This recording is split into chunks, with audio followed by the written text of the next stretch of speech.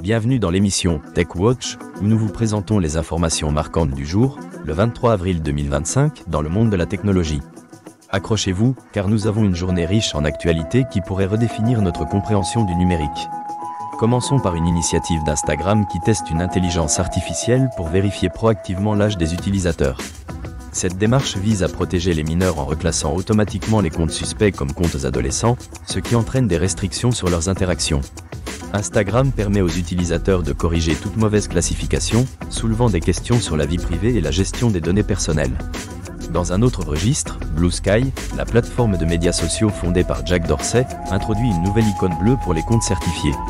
Cette fonctionnalité vise à renforcer la confiance entre utilisateurs en vérifiant l'authenticité des comptes.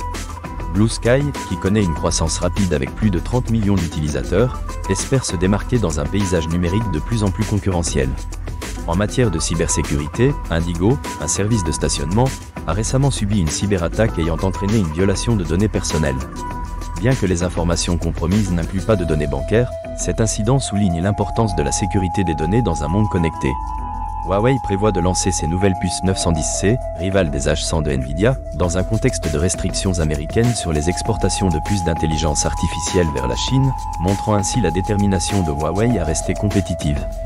Le procès de Google pour pratiques anticoncurrentielles a débuté avec des accusations portant sur la manipulation du marché de la recherche. Si Google est reconnu coupable, il pourrait être contraint de céder son navigateur Chrome et de partager ses données de recherche avec des concurrents, ce qui pourrait avoir des implications majeures pour l'industrie technologique. Les responsables de la sécurité des systèmes d'information font face à des défis croissants en matière de communication avec les conseils d'administration. Ils doivent apprendre à exprimer les risques cybernétiques en termes commerciaux afin d'aligner la cybersécurité avec les priorités commerciales. SSL.com a récemment connu une faille dans son système de validation des certificats, permettant l'émission non autorisée de certificats pour des sites officiels. Bien que l'entreprise ait rapidement révoqué les certificats compromis, cet incident souligne la vulnérabilité des systèmes de sécurité en ligne. Dans le domaine des solutions technologiques, OVO a lancé Cloutility, une solution de sauvegarde en tant que service destiné aux prestataires de services managés et aux grandes entreprises. Ce produit propose une gestion simplifiée et une facturation automatisée, avec des fonctionnalités telles que la multi-tenant et une intégration avec diverses technologies de stockage. Un forum de recrutement pour les femmes dans le secteur des technologies de l'information se tiendra à Bordeaux, avec des centaines d'offres d'emploi dans divers domaines technologiques.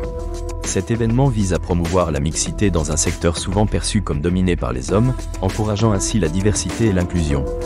Les investissements dans les data centers par des géants comme Amazon Web Services et Microsoft ralentissent en raison de pression économique, ce qui pourrait avoir des répercussions sur l'infrastructure cloud.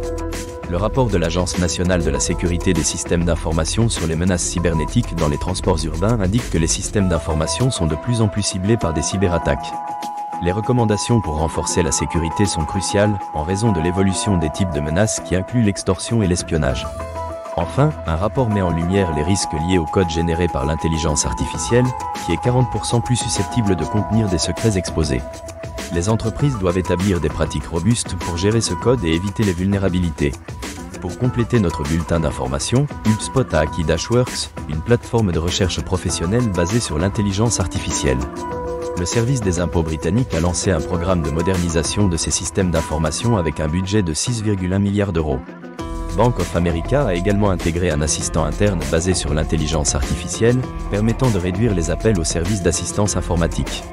Merci de votre attention. Nous espérons que ces nouvelles vous ont intéressé et vous ont tenu informé des évolutions dans le monde de la technologie. Rendez-vous demain pour un nouveau bulletin d'actualité sur Tech Watch.